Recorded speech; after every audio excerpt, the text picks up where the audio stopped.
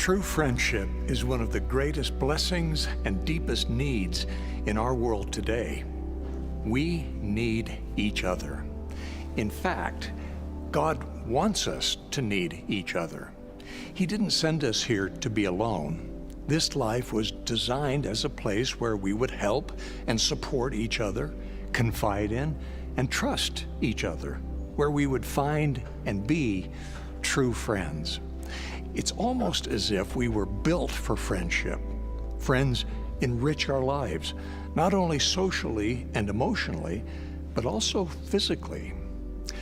The Wall Street Journal recently reported on 8 decades of research from Harvard University, showing that close friendships are the most critical component of health, happiness, and longevity, more so than exercise and a good diet.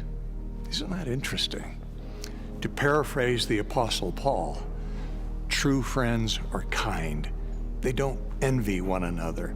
They seek each other's welfare. They are not easily provoked. They don't think evil of one another, and they never fail to extend loyalty and love.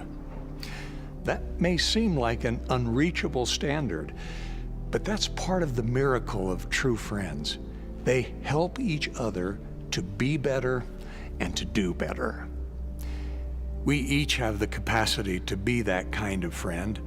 As Ralph Waldo Emerson observed, the only way to have a friend is to be one. Being sincere and interested in others opens the door to friendship. Listening and caring, finding common ground, and being trustworthy keep the door of friendship open. Then, no matter what challenges we face, true friends walk the distance with us. As we read in Proverbs, a friend loveth at all times. The greatest example of true friendship was given to us 2,000 years ago.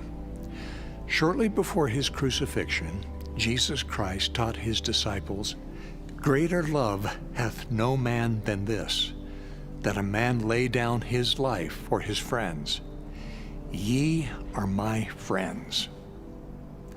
We lay down our lives, in a sense, anytime we sacrifice our selfish interests to help a friend in need.